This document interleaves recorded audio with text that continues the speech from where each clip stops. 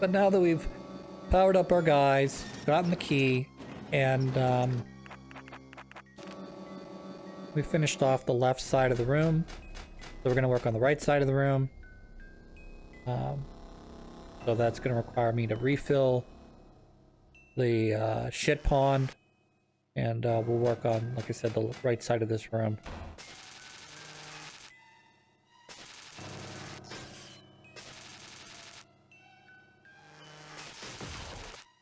I'd like to kill that guy because I'm afraid he's going to hit me on my way across the pond here. I don't know if the game allows that or not, or if it would like have a limited amount of range that those guys can shoot, or they can't shoot over that particular block. Because I know in that other area with the hands, in the drop down area, they can pretty much shoot all the way across the room. And yes, I did just see this now. I didn't see this earlier. Ding dong.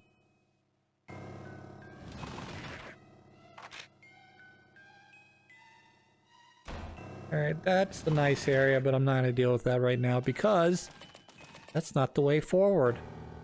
That's the way back.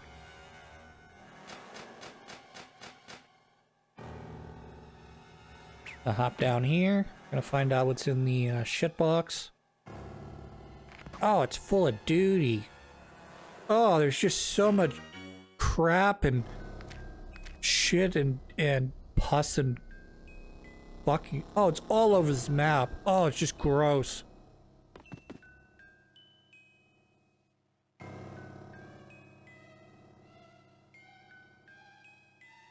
We're just gonna avoid these chairs because I don't like them. And they're very strong and they're just gonna waste my water. And this area is filled with bugs. Filled with bugs. So, great. Need to lock those down.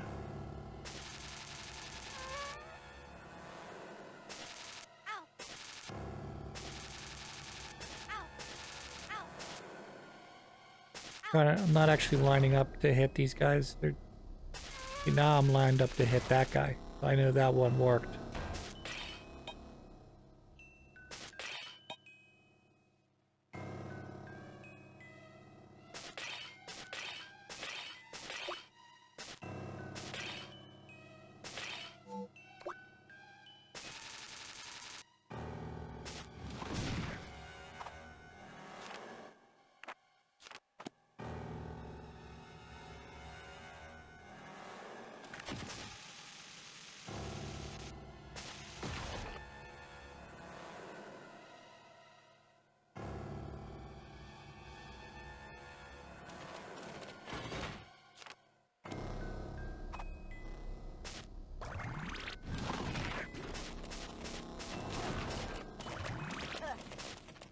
I mean, he's still slow, but I mean, like, he just... With his... Between his charge shot and his ability, you know, his ability to more rapidly fire his attack, he just, like... Well, I guess I didn't make a very good argument for that there, as he took nearly his entire health bar. That's what I mean by... When I was talking about strafing. The ability to hold your direction of fire while backing up is so key against the higher level chair enemies, as well as I'm sure all the other enemies that are more higher rank or higher level.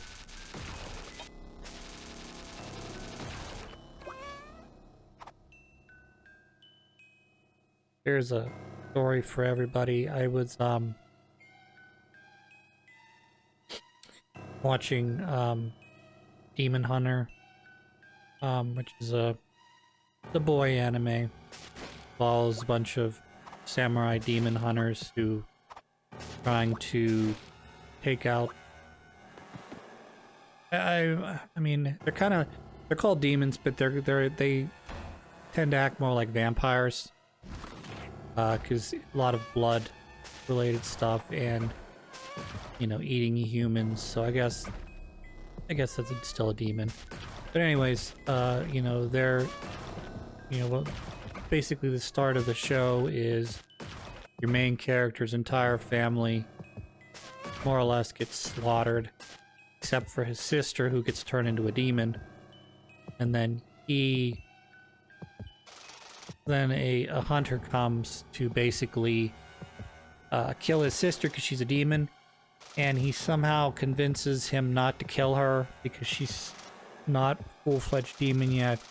And he basically says, well, you know, when she goes full-fledged demon, I will be back to kill her.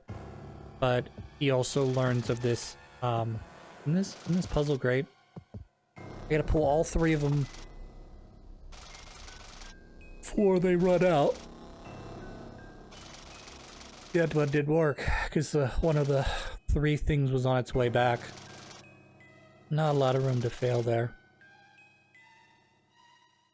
So yeah, as soon as you're done pulling all the way back, you have to let go, because timer starts right there.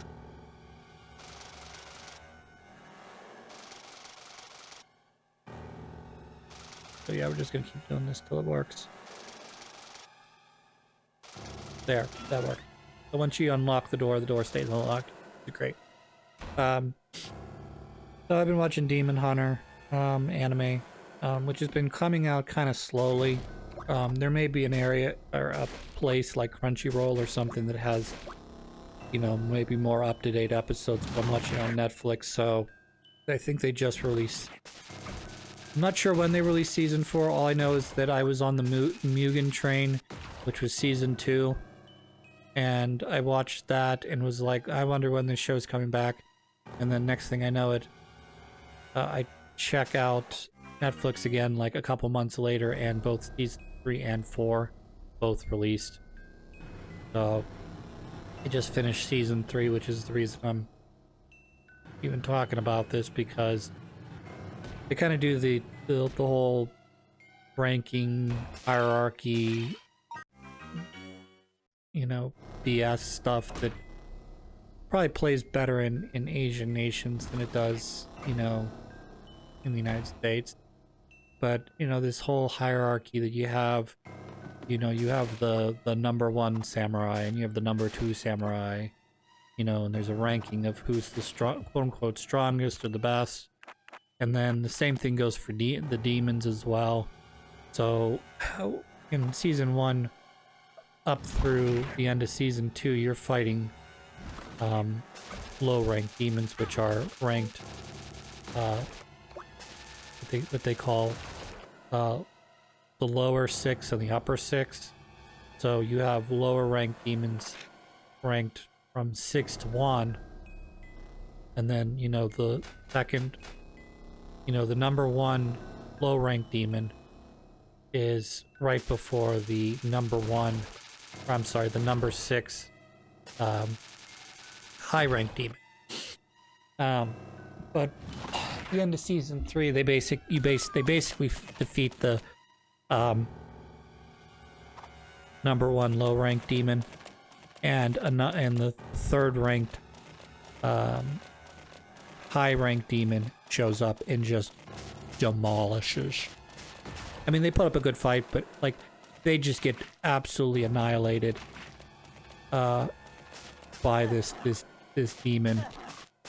And maybe if things had gone a little bit different, maybe, you know, they could have been okay, or they may have been able to defeat him. I'm not 100% sure. It certainly seemed that was a non-possibility in terms of the way the game was set up. So in the next season, season 3, they're fighting. They're going after another upper rank demon. With a different guy who's in the upper rank of the upper ranks of the demon hunter, whatever you want to call it, clan. They have a name, I don't remember what it is right now, but we'll just say the upper rank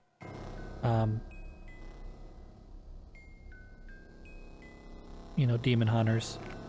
And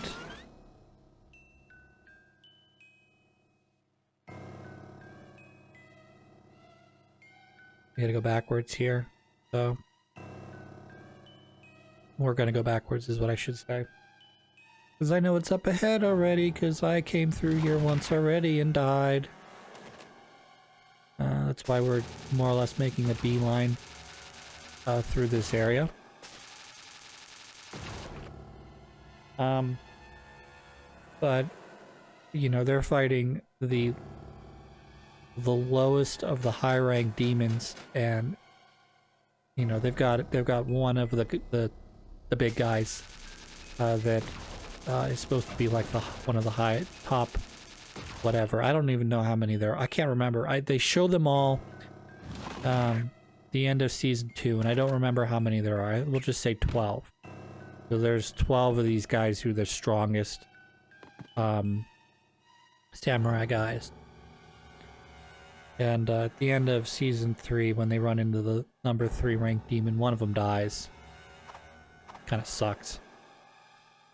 But then in season 3, or no, I'm confusing my seasons because the first season's really long, like 26 episodes or something, and then seasons 2, 3, and I'm guessing 4 because I'm not at 4 yet, but I'm guessing 4 are more like half seasons. They're like 12 episodes or 13 episodes long.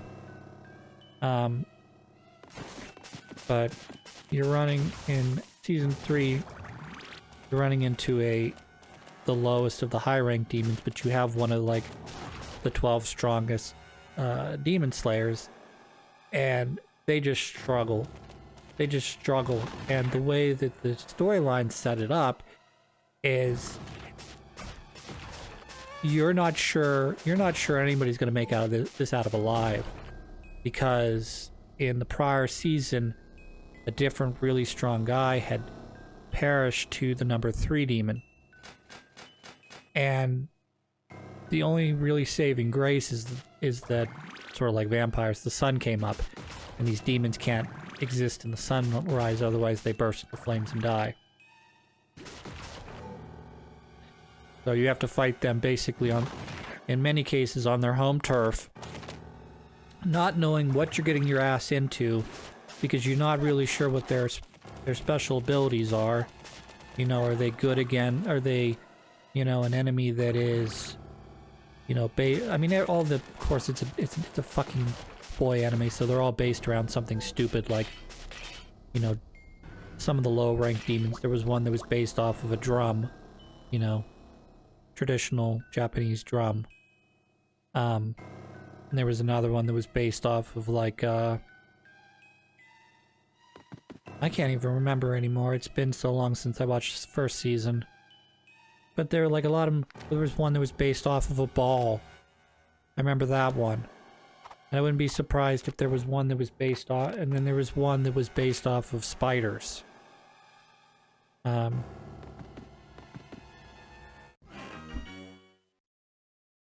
Yay! Ultimate pistol upgrade for Jenny. She's now stronger. Yay! That's why we wanted to do this, so we could get an upgrade to Jenny. Yay!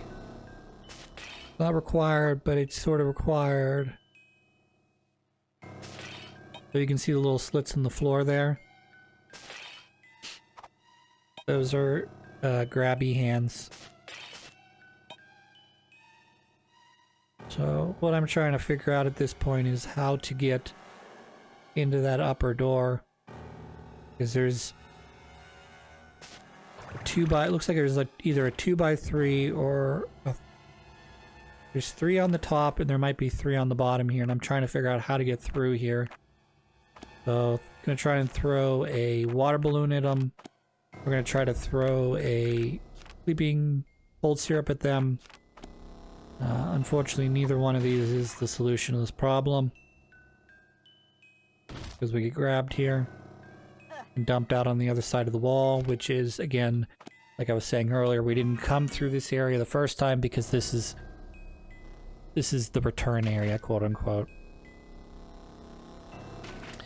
But getting back to what I was talking about with Demon Slayer, they do such a good job of establishing how strong those enemies are, and in a lot of cases it seems that the heroes either survive because of dumb luck in some cases, like at the end of season 2, where they're really only saved by the fact that the sun came up.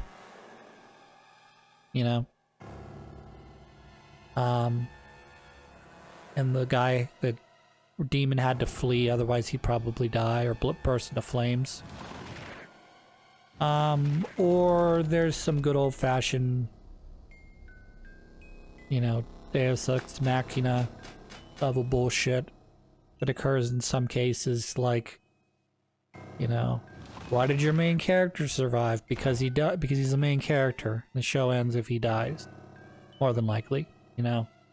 I mean, this isn't fucking Girl in the Gone where you're gonna kill off one of the main characters early to midway through the first, you know, part of the show, and then you're just gonna go on without him. You know? But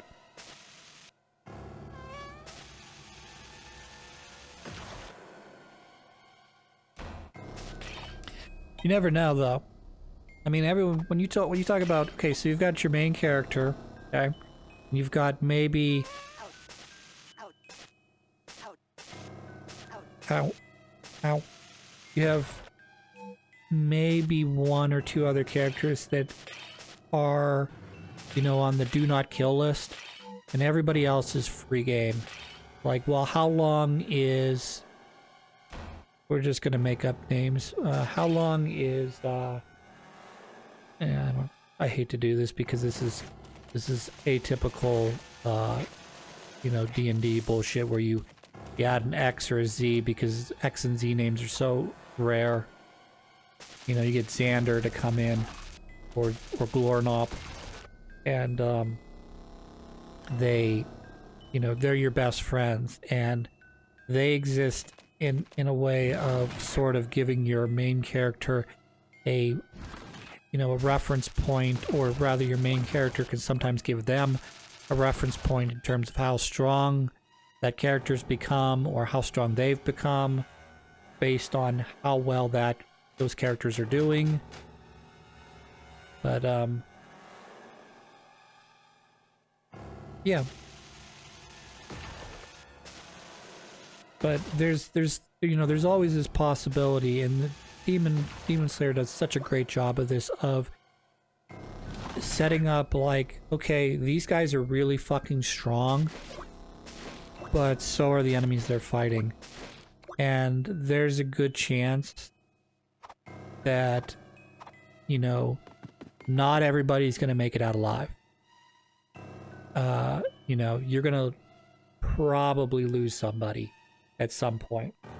And a lot of cases you're looking for the anime trope where they introduce a character at the last minute and they have a emotional flashback, and then you're like, oh my god, you know, he's dead or she's dead, she's, you know, she's dog meat, he's dog meat, you know, we just had the big emotional moment where we're gonna tie, you know, this character that I didn't give 2 shits about, you know, a couple seconds ago, and we're gonna give them an emotional backstory, and it's gonna just completely reevaluate and give us like an emotional understanding of what is about to happen with that character.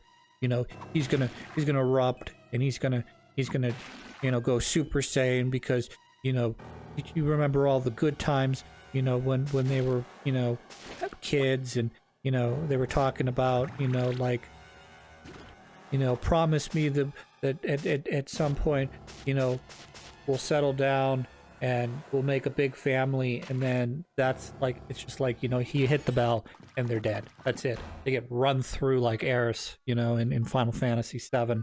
I'm dropping hard spoilers all over the place in this episode. I just realized that. Spoiler-tastic episode. But like I said, they do such a great job of that because you're establishing how strong is this particular enemy? You know, how strong is your characters, either your main character or the people that they're relying on, or the people that are ahead of them because they're considered high rank and they're still alive. If they were high rank and dead, it wouldn't matter because they're not in the storyline anymore. But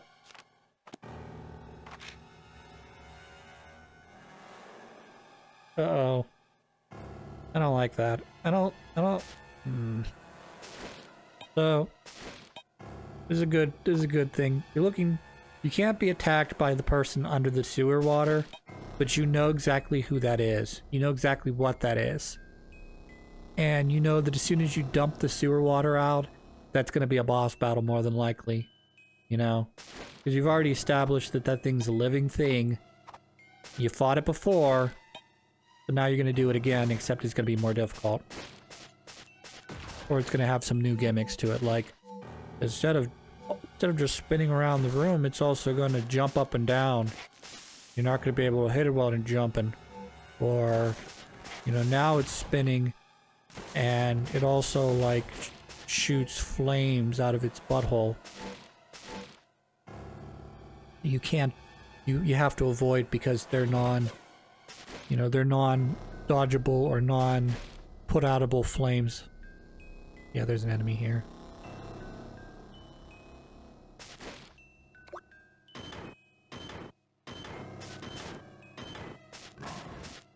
I shoot fireballs out of my mouth. Back up, dumbass. And now he's dead. Good job, Chowder. You defeated the boss. Except that wasn't a boss, it was just sort of a difficult enemy.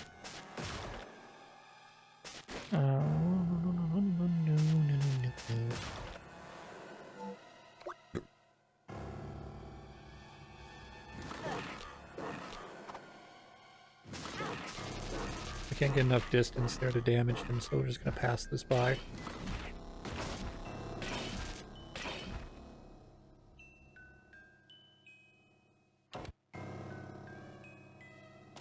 You say automatically come to life?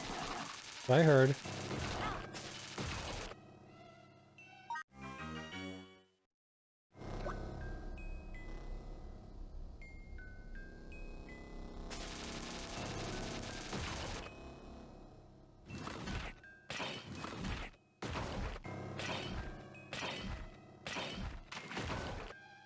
Sometimes the blocks, you're standing on the edge of the block and sort of doesn't register that you're supposed to be moving with the blocks. You fall in the water.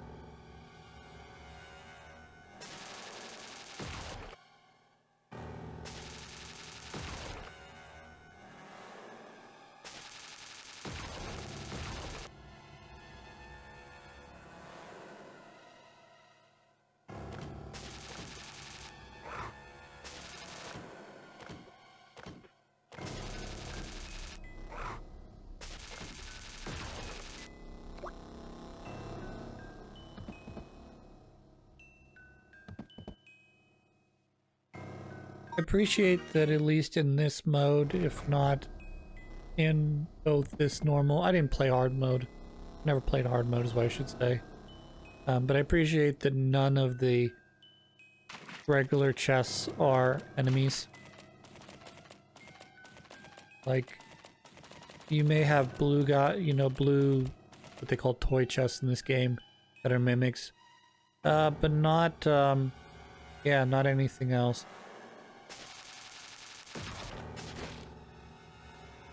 No regular chest mimic.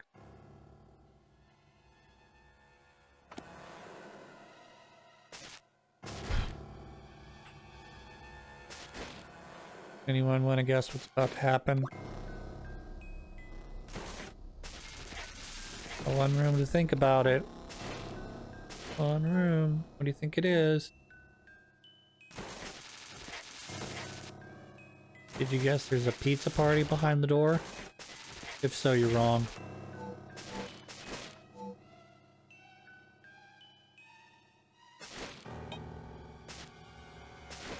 Nothing. What it was, nothing. However, this is a room that I can restock my health in.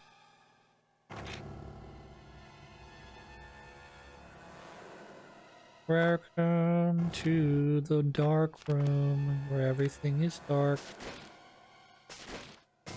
Water for me, water for you. What are you doing? Open up the door. Another guy here.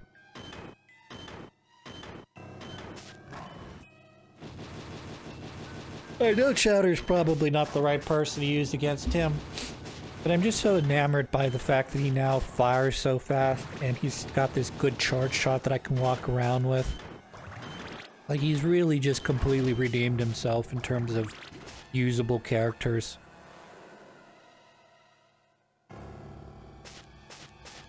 I mean, he's got a huge tank of water. His gun doesn't take all that much water, you know, when he fires. I mean, sure, he doesn't have a rapid like the other two do, but, you know, he kind of makes up for it by having high damage. Oh, look. Hey, we killed her already. Watch out, guys. Anything like last time, this mannequin's not gonna be easy. So, take a look here, you'll notice that instead of having 4 candles, I believe she has 6 now. So you have to put out all 6 candles before you can damage her, just like last time. All the candles got to be out. But this unfortunately reproc the cutscene. But we should be able to handle this pretty quickly, I think.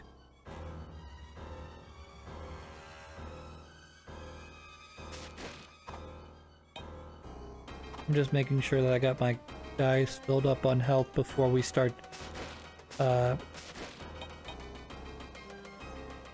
before we break into any sort of candy. She also drops candy, which is kind of weird to me.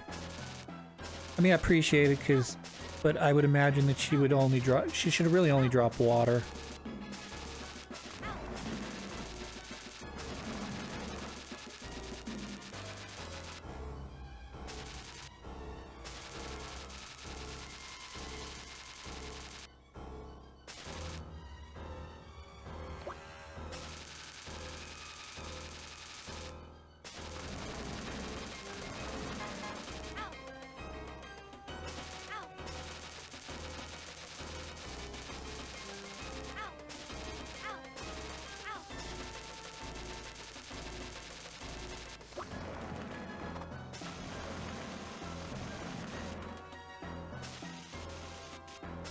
I still think Chowder's probably worthless on this boss, except for the fact that if you switch to him, he probably deals some pretty big high damage once you've taken out the candles.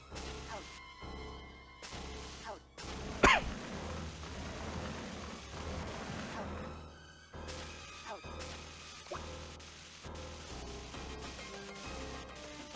that's how you want to do it right there.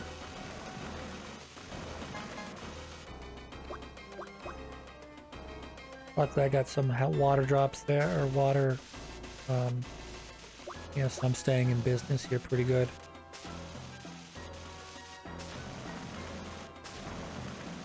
Almost there now.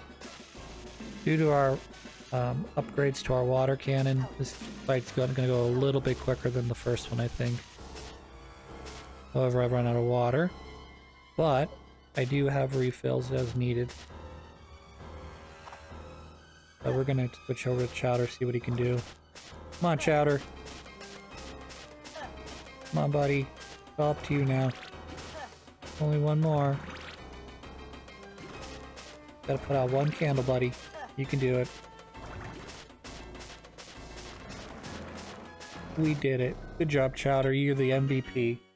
Peppermint power. Yay! Upgrade. 1 more energy. 3, 6, 9, 10. Looks like he's got 10 health now. Jeez. Means that Jenny's got what? 10, 9, 8. I feel like 7 health now.